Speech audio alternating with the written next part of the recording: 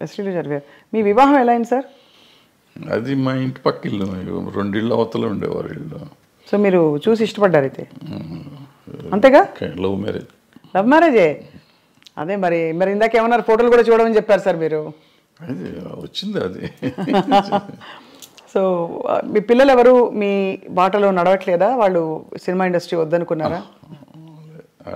మీరే డిసైడ్ చేశారా సార్ వాళ్ళకి? నేను చేయలేదు. నేను సినిమాలు చూడమంటే సినిమాలు కూడా చూడరు. చూడరా? నా సినిమాలు ఏం చూడరు, బయటికి చూస్తారని తెలియదు నాకు.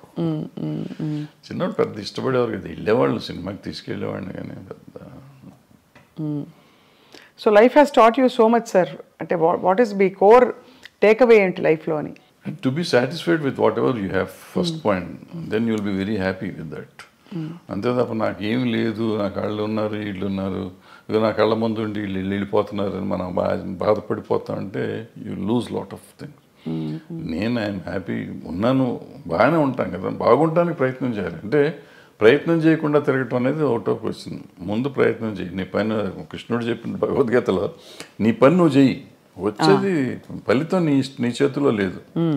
ఫలితం ఒక్కోసారి ఏదైనా రావచ్చు, కరెక్ట్, అవును. ఫలితం లేకపోయి ఉండొచ్చు, బట్ నీకు కృషి అయితే ఉండాలిగా. అవును, కృషి చేస్తూనే ఉండు, so that will be very happy, హెల్దీగా ఉంటావు.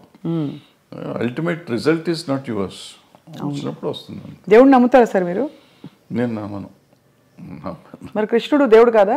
అంటే ఆయన చెప్పిన భగవద్గీత నమ్ముతారు మీరు? ఏదైనా నమ్ముతుంది. నమ్మటం అనేది ఏముందమ్మ దీంట్లో? ఆయన చెప్పింది ఇప్పుడు అందరూ ప్రపంచం అంతా నమ్ముతుంది కదా భగవద్గీతని. అందులో ఆయన చెప్పింది నేను చెప్తున్నాను. నేను చెప్పటం కదా, నేను ఏదో ఇదేం కాదు, అదే కదా అంటారు మన లైఫ్. జీవనసారం అంటారే, జీవనసారం అంతకంటే ఏముంది? మనం చేయాల్సింది చేయకుండా నాకు లేదు. ఇప్పుడు మనం చాలామంది సినిమా ఇండస్ట్రీలో ఉన్నాడు అంటారు, నాకు సినిమా ఇండస్ట్రీ నేను ఎవడు రమ్మన్నాడు? నువ్వు యూ చూస్ యువర్ సెల్ఫ్.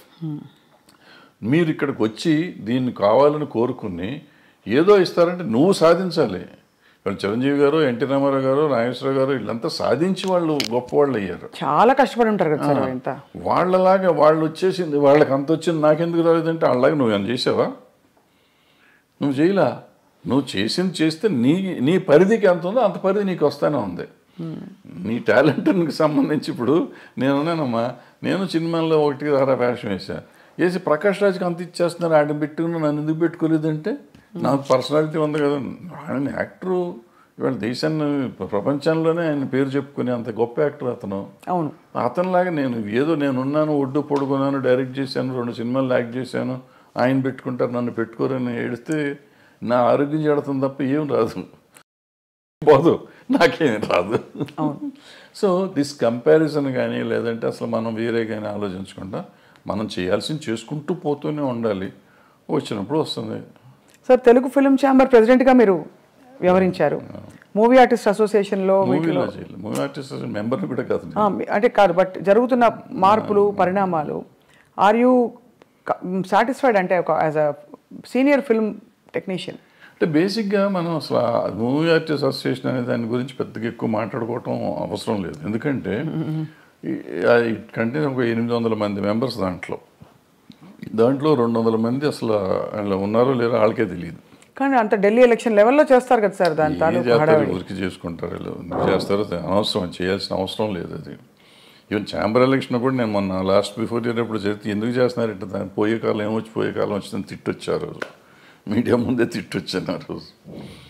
అంతే, మనకి ఏదో సరదాగా ఎలక్షన్ చేసుకోవాలి తప్ప దీంట్లో రూపాయి వచ్చేది లేదు ఎవరికి. ఫస్ట్ పాయింట్ మన టైం వేస్ట్. బట్ నువ్వు సర్వీస్ చేద్దామని వచ్చినప్పుడు డబ్బులు ఎందుకు ఖర్చు పెడతాం? నువ్వు చేసే సర్వీసే ఎక్కువ, సర్వీస్ చేస్తున్నావు. సర్వీస్ చేస్తానికి వచ్చి నువ్వు ₹1 కోటి ఖర్చు పెట్టి నువ్వు వస్తే నీ మోటివ్ ఏంటి? నీ మోటివ్ సర్వీస్ మోటివ్ కాదు. ఇంకా పవర్ వల్ల వచ్చేది కూడా ఏం లేదు. ఏముంటాం పవర్ వల్ల? మ్యాక్సిమం ఎప్పుడన్నా చీఫ్ మినిస్టర్ ఇంకోళ్ళు పిలిస్తే మీటింగులకు పిలిచినప్పుడు వీళ్ళు కూర్చుంటూ ఆడేమిస్తారు, అక్కడ అటుకులను జీడిపప్పు ఇస్తారు, అంతే, ఒక కప్పు కాఫీ ఇస్తారు. దానికోసం నువ్వు తాపత్రయపడతావు ఎందుకు? అంటే ఆల్రెడీ నీకు ఆ వాల్యూ ఉంది. నిన్ను ముఖ్యమంత్రి గారు పిలిచే లెవెల్ మీరు ఉన్నారు, ఆల్రెడీ పెరిగే ఉన్నారు. ఇవాళ దానికోసం కొట్టుకోవాల్సిన అవసరం లేదు. ఏదో పిచ్చి పనులు. సో అయితే అదే బట్ వివాదాలు మాత్రం వారానికి ఒకటి వస్తుంది. Jani master issue, Raj Tarun Lavanya issue. అయ్యని బ్రహ్మ ఇంతమంది ఉన్న ఇండస్ట్రీలో ఇష్యూస్ ఉంటా ఉంటాయి. ఆ ఇష్యూని మనం సీరియస్గా తీసుకోకపోవటం అనేది మనం ఆలోచించుకోవాలి. ఏదో ఉంటాయి, ఉన్నప్పుడు దానికి పెట్టుకోవటం. సార్, మోహన్ బాబు గారి ఇంట్లో జరిగిన తగాదాలు ఏవైతేనా మీరు ఒక అంటే టెక్నీషియన్గా, సినిమా ఇండస్ట్రీ వ్యక్తిగా మీరు సమాధానించి చెప్పారా? ఎవరికి? ఆయనతోనా? ఆయనతో ఇది ఏదో అది పర్సనల్గా కదా, ఒకవేళ నేను మాట్లాడిన నేను పబ్లిక్లో చెప్పకూడదు కదా. ఇప్పుడు నేను నిజంగా వాళ్ళ వెల్విషర్ని అయితే ఒకవేళ నేను వెళ్ళి అక్కడ ఏళ్ళు పెట్టానా లేదా అని తర్వాత సంగతి. పెట్టుంటే అక్కడ ఏం జరిగింది ఇక్కడికి వచ్చి ప్రమోషన్ కాదు. ఏం జరిగింది కాదు సార్, బట్ అసలు అంటే అది బాగా బహిరంగంగా అయిపోయింది కదా, వాళ్ళే మీడియాకి వచ్చారు. ఇప్పుడు వాళ్ళు బహిరంగంగా ఉన్నారు, నేను బహిరంగంగా ఉండకూడదు. నేనని కాదు, ఎవరైనా కానీ, ఎవరు ఇంటర్ఫేర్ అయినా కానీ, ఇంటర్ఫేర్ అయిన వాళ్ళు బయటకు వచ్చి ఇట్ట జరిగిందని చెప్తే ఇక వాళ్ళు పెద్ద మనిషి ఎట్ అవుతారు వాళ్ళు. ఫస్ట్ పాయింట్ అది తప్పు. రెండోది అటువంటివి జరగటం విచారకరం. అందులో మన వాళ్ళు కావాల్సిన వాళ్ళు, పిల్లలు మంచివాళ్ళు, తండ్రి మంచివాడు, ఈ రకాల సమస్య ఎందుకు సమస్య వచ్చిందని నాకైతే అర్థం కాలేదు. నాతో అందరూ బాగుంటారు, 4-3 పిల్లలు బాగుంటారు, ఆయన బాగుంటారు, మోహన్ బాబు గారు బాగుంటారు, అందరూ వెరీ నైస్ పీపుల్. చాలా మర్యాదగా నాతో చాలా అంకుల్ అంటారు పిల్లలు. ఆయన తమ్ముడు అంటూ ఉంటాడు. వాళ్ళ ఇంట్లో అట్లా జరిగిందంటే నాకు నిజంగా బాధగా ఉంది. I just really wanted to go and speak, but ఏమో ఎందుకు డెలికసీస్ వాళ్ళవి మనకి ఎందుకని నేను అడగలేదు. మొత్తానికి సార్ అయితే ఇప్పుడు అంటే there is a lot of turmoil going on around అనిపిస్తుంది సమాజం చూస్తుంటేనే. అన్ని చోట్ల ఉందమ్మా, సమాజంలోనే తేడా వచ్చేసింది. అది ఎందుకు వచ్చింది అంటే మార్పు ఇప్పుడు మానవత విలువలు అనేవి పోయినాయి చాలా చోట్ల. మనం విలువల గురించి మాట్లాడతాం కానీ విలువలే లేవు. ఇప్పుడు ఇంతకుముందు అనుకున్నాం శీలం అనేది విలువ, ఆత్మీయతలు, మన సంబంధాలు, మానవత సంబంధాలు విలువలు ఉండేవి. ఇప్పుడు అవన్నీ పోయినాయి. ఏదో ఉంటున్నాం, అందరం కమర్షియల్ అయిపోయాం. ఆ కమర్షియల్లో ఉన్న దాంట్లో ఇవన్నీ వాల్యూస్ లేవు కదా. వాల్యూ అనేది ఉంటే కదా. కొన్నిసార్లు వాల్యూ కోసం మనం అన్ని పోగొట్టుకునే కథలు చాలా ఉన్నాయి. గౌరవం కోసం అన్ని చేయాలి అని చెప్పి, అటువంటిది ఇప్పుడు గౌరవం లేదు, తక్కువలేదు. అందుకే ఒక ఫుల్ఫిల్మెంట్ రావట్లేదు జీవితంలో కదా. ఇప్పుడు ఇందాక చెప్పిన పుష్ప కథ కానీ, లేకపోతే మా కొత్తలేడు కథ కానీ, అదే ఫుల్ఫిల్మెంటు.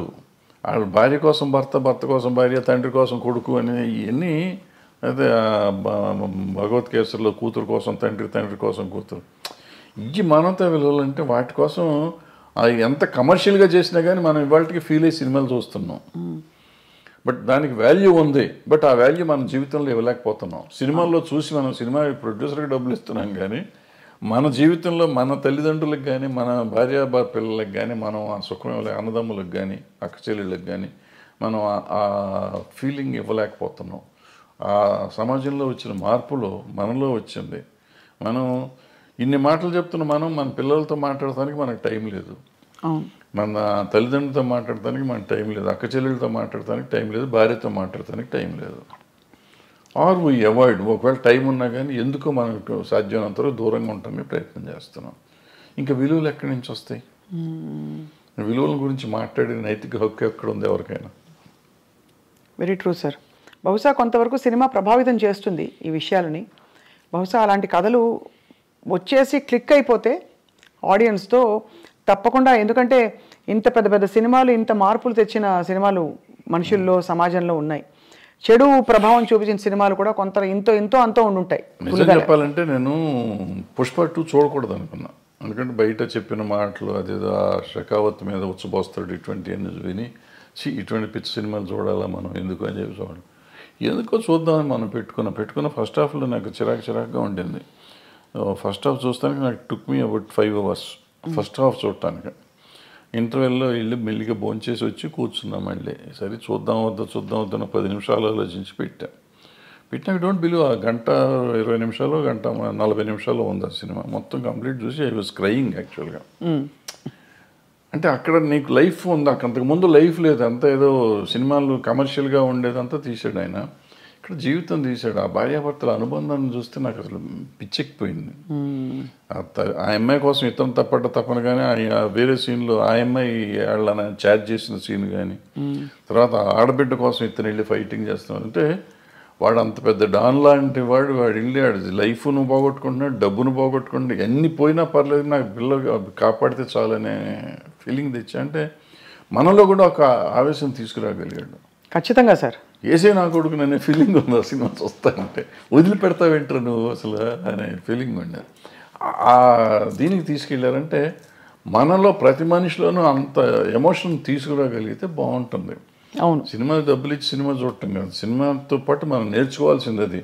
మనం అది వదిలిపెట్టేస్తాం. దాంట్లో వాడు స్మగ్లింగ్ ఎలా చేశాడు, ఎలా దొంగతనం చేశాడు, ఎవరిని చంపాడు, ఎలా చంపాడు, అల్లు అర్జున్ కత్తితో కొట్టాడా చంపాడా, ఇది ఆలోచిస్తాం. అల్లు అర్జున్ అనే క్యారెక్టర్ రష్మిక అనే క్యారెక్టర్ని ఎంత బాగా ప్రేమించాడు, రష్మిక అనే క్యారెక్టర్ అల్లు అర్జున్ అనే క్యారెక్టర్ని ఎంత బాగా ప్రేమించింది, అంటే నా క్యారెక్టర్స్ ఒరిజినల్ని అనేది మనం ఎవరిని ఆలోచిస్తున్నాం. Very very true sir. I think human values relationships నిలబడ్డప్పుడే టోటల్ సక్సెస్ అని చెప్పచ్చు. సినిమాకి కావచ్చు, జీవితాల్లో కావచ్చు. కానీ భరద్వాజ్ గారు మీరు మళ్ళీ వెబ్ సిరీస్ కానీ ఇంకా ఏమన్నా వెంచర్స్ కానీ క్రియేటివ్ వెంచర్స్ చేసే అవకాశాలు ఉన్నాయా? ఏమన్నా వర్క్ చేస్తారా? నేను చెప్తున్నా కదా, నేను పని చేస్తానే ఉంటా, ఖాళీకి ఏం లేను. ఏదో ఇటువంటి కథ రాసుకోవటం రైటమో చేస్తా ఉంటాను. మనకి అవకాశం కూడా రావాలి కదా, అవకాశం వస్తే చేస్తానికి రెడీగానే ఉన్నాం. బట్ నేను ఇందాక చెప్పినట్టు I keep on trying to do something. అవుతుందా అవదా నాకు తెలియదు, అయినప్పుడు అవుతుందా, అవ్వకపోతే కూడా నష్టం లేదు, అయితే లాభం లేదు. But you're always in the news and everybody watches your videos. మీ వీడియోస్కి చాలా మంచి స్పందన చూశాను నేను. కాబట్టి పొలిటికల్ ఇష్యూస్ కావచ్చు, సినిమా ఇండస్ట్రీలో అవుతున్న అంశాలు కావచ్చు సార్, ఎప్పుడు మీరు ఏదో ఒక కొత్త విషయం చెప్తారు, లేదు పాత విషయం అయినా కొత్తగా చెప్తారని ఆశిస్తూ ఉంటాం, ఎదురు చూస్తూ ఉంటాం మీ దీనికోసం. సో అది సార్, చాలా ఆనెస్ట్ కాన్వర్జేషన్ సార్ ఇవాళ. ఇంత డీటెయిల్గా ఎప్పుడు మాట్లాడి నాకు తెలియదు. కానీ మీ సినిమాలో నేను నటించాననే ఒక చిన్న విషయాన్ని నేను ఇప్పుడు అందరికి పోతే పోనీ సినిమాలో చాలా ఎంజాయ్ చేశాను sir. Those few days of work. ఆ క్యారెక్టర్ కూడా నా రియల్ క్యారెక్టర్ కాబట్టి, జర్నలిస్ట్ క్యారెక్టర్ కాబట్టి నాకు ఐ ఫెల్ట్ ఎట్ హోమ్.